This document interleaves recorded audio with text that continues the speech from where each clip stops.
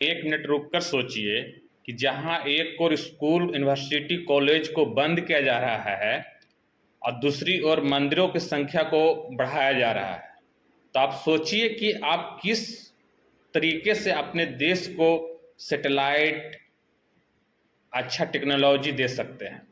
मंदिर में जाके दे सकते हैं कि स्कूल, कॉलेज, यूनिवर्सिटी में जाकर दे सकते हैं। एक और वेस्टर्न कंट्री साइंस की तरफ फोकस कर रहा है, तो दूसरे यहाँ हमारे यहाँ डीजीपी से रिटायर होकर गुप्तेश्वर पांडे धार्मिक विचार की तरफ लोगों को ढकेल रहा है, कथा बाच रहा है। तो कथा बाचने से आपको रडार टेक्नोलॉजी, राफेल और सुखोई नहीं मिलेगा। आपको कभी न कभी दूसरे ही देश से खरीदना पड़ेगा। जब अपने देश में ही बनाना है ना, तो मंदिर की ओर नहीं, स्कूल की ओर जाना पड़ेगा। धार्मिक विचार की तरफ नहीं, किताबी ज्ञान को पढ़ना पड़ेगा। तो आप सोचिए कि एक डीजीपी आईएएस से रिटायर कर, आईपीएस से रिटायर कर, जो समाज में मनुवादी विचारों को प्रेरित करे और स्कूल कोचिंग को कहीं न कहीं सरकार की तरफ से बंद किया जा रहा है, तो आप किस तरीके से उम्मीद कर सकते हैं कि हमारे देश में अच्छा अच्छा टेक्नोलॉजी बनेगा। एक अच्छे पोस्ट पर जाकर भी रिटायरमेंट के बाद इस तरीके को चीज़ों को फैलाया जाता है, तो आप समझ जाओ कि आपको कहीं न कहीं धार्मिक विचारों की तरफ मोड़ा जा रहा है और शिक्षा से दूर किया जा रहा है। तो यदि आप नहीं पढ़ेंगे, नहीं शिक्षित होंगे, तो आपको महीन जो साजिश चल रही है वो आपको समझ में नहीं आएगा। एक आईएएस का काम होता है कि समाज में जाए, दबे, वंचित, कुचले लोगों को स्कूल भेजे, प्रेरित करे, उसको कोचिंग मुहैया कराए, सही डायरेक्शन दे। लेकिन ये नहीं होगा, क्योंकि जब ये हो जाएगा ना, तो आप उनकी कुर्सी के लिए दावेदार हो जाएंगे। अब कोई इंसान नहीं चाहता है कि उसकी कुर्सी कोई दूसरा जगह ले ले, कोई दूसरा को छीन ले। तो ये आपको समझना पड़ेगा, आप सरकार की नीतियों को समझना पड़ेगा। ये बिहार में, यूपी में सबसे ज़्यादा स्कूल, कोचिंग, कॉलेज, यूनिवर्सिटी को बंद किया जा रहा है। नई शिक्षा नीति लाकर गरीबों को शिक्षा से बहुत दूर किया कर दिया गया।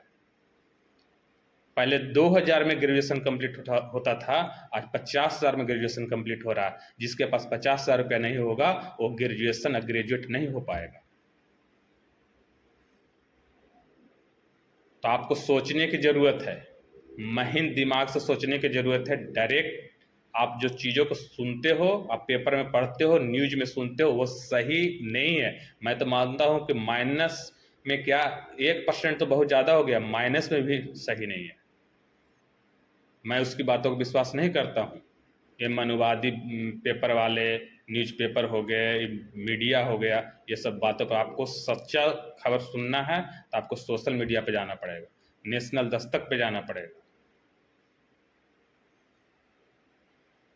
अभी आप देखिए कि एक यूपी के इटावा में यादव जाति का कथा बाच रहा था, उसको सिर मुंडन करवा दिया गया। उड़ीसा में अपनी बेटी को दान देने के लिए गाय ले जा रहा था, उस पर पेशाब कर दिया गया। वो कौन था? यही मनुवादी विचार के लोग थे। तो आपको सोचना पड़ेगा और इन मनुवादियों को समझना पड़ेगा और इनसे आपको कहीं न कहीं सामना करना पड़ेगा, एकजुट होकर, संगठित होकर सामना करना पड़ेगा।